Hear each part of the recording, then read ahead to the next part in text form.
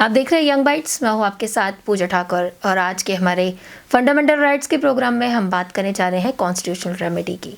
और इसी सब चर्चा के लिए हमारे साथ जुड़ने जा रहे हैं एडवोकेट मनदीप जी। मैम, आपका स्वागत है यंग बाइट्स में। Thank you Pooja. मैम, जिस तरह से आज का हमारा टॉपिक जो है कॉन्स्टिट्यूशनल रेमेडी का, सबसे पहले जानेंगे कि आखिर है क्या ये कॉन्स्टिट्यूशनल रेमेडी।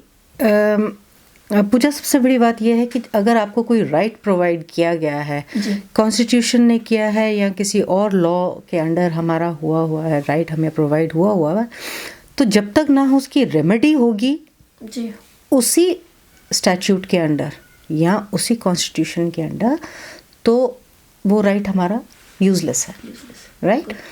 तो जैसे हमें विमेन के लिए कई राइट्स हैं हमारे पास इस वक्त, तो we are full of different laws which give rights to women.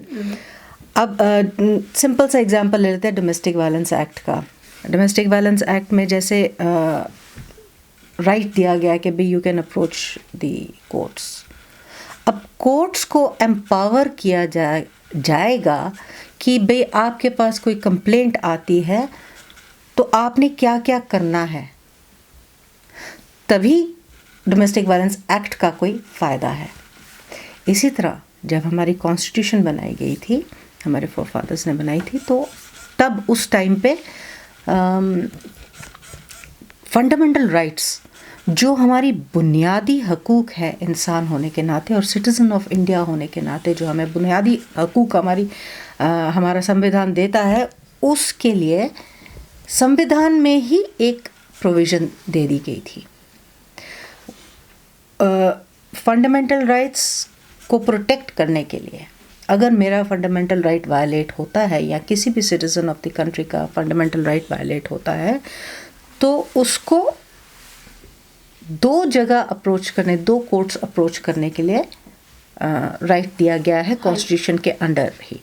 One is right under Article 226, in which he can approach the Honorable High Court of the state where he lives, state or unitary territory where he lives.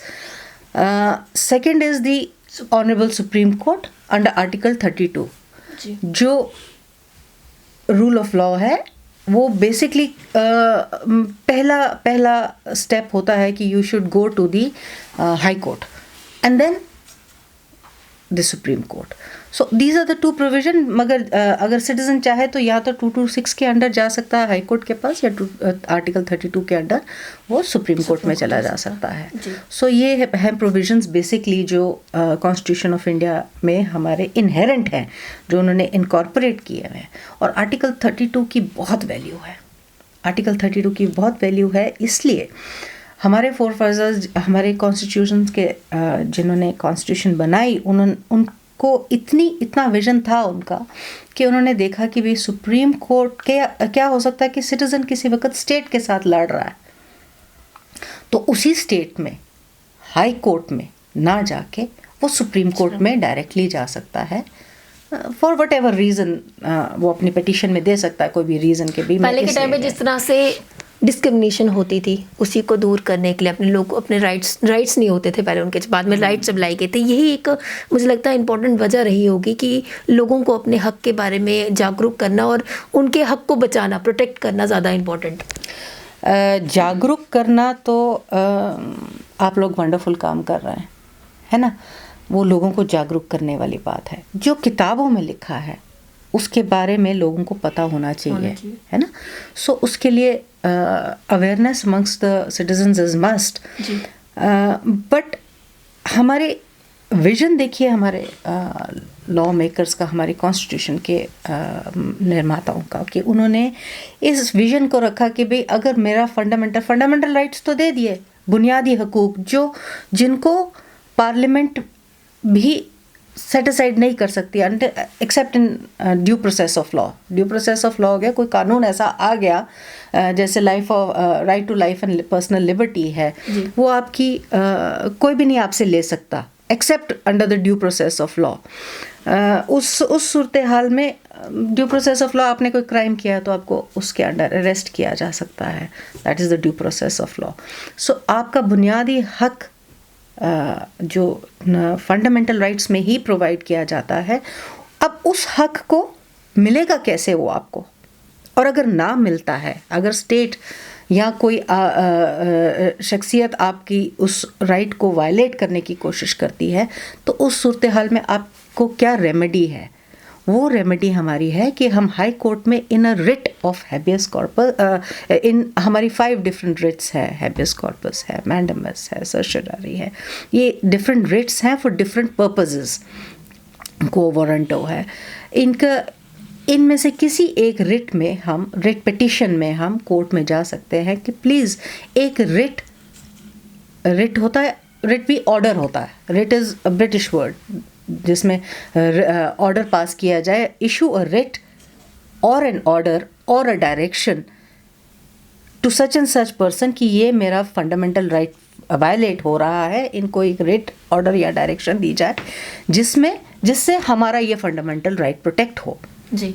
ये एक petition होती है 226 की, जो high court में file करता है petitioner, and the high court उसके अंडर उसको पावर है कि वो उस हाई कोर्ट जिस जगह पर वो राइट वायलेट हुआ है, सपोज जम्मू एंड कश्मीर में है तो जम्मू कश्मीर के हाई कोर्ट को ये पावर है, ज्यूरिसडिक्शन है कि जम्मू कश्मीर के जितने भी एरिया है उसके अंदर आता है, उसके अंदर किसी भी सिटीज़न का फंडामेंटल राइट अगर वायलेट होगा तो आर्टिकल 226 में वो उसके अंदर आ सकता है, उसके पास आ सकता है।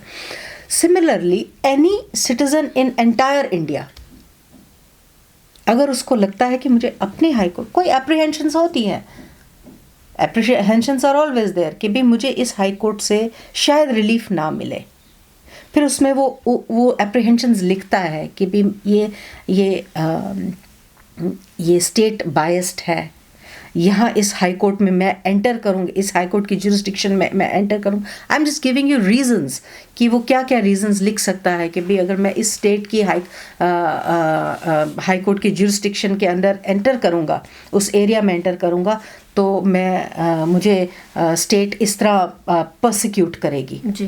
प्रोसिक्यूट नहीं, प्रोसिक्यूट हो गया कि आप लॉ के अंडर लॉ आप किसी के खिलाफ कोई चार्जेस फ्रेम करते हो और एफआईआर लगाते हो, चार्जेस फ्रेम करते हो, वो प्रोसिक्यूशन हो गई। प्रोसिक्यूट हो गया कि आप किसी के पीछे पड़े हो फॉर नो रीज़न। जी।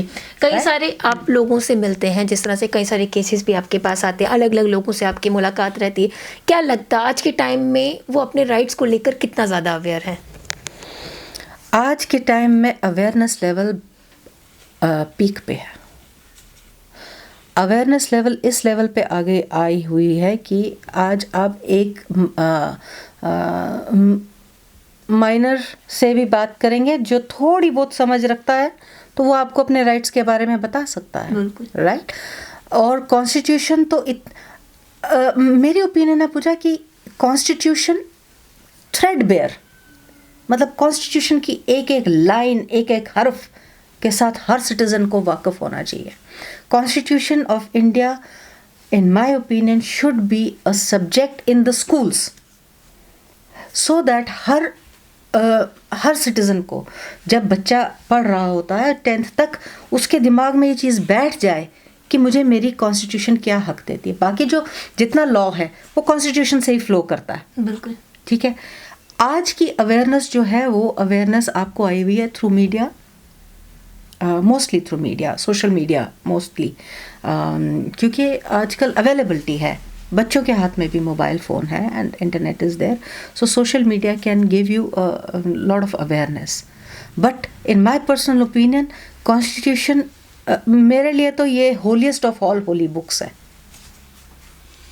क्योंकि ये मुझे जीने का हक और एक इज्जतदार जिंदगी देती है। जी, बहुत बहुत धन्यवाद मैम हमारे साथ जुड़ने के लिए और तमाम जानकारी के लिए। Most welcome. तो आज के हमारे फंडामेंटल राइट्स के प्रोग्राम में हमारे साथ जुड़े एडवोकेट मनदीप जी, काफ़ी अच्छा मैसेज उन्होंने सभी व्यूअर्स के लिए, साथ ही साथ हमें अपने राइट्स को किस तरह से प्रोटेक्ट करना है ये भी इन्होंने बताया। अगले हफ्ते नई शख्सियत से आपको रूबरू करवाऊंगी, तब तक के लिए आप देखते रहिए यंग बाइट्स। वीडियो जर्नलिस्ट अभिषेक बड़ू के साथ मैं पूजा ठाकुर, यंग बाइट्स जम्मू।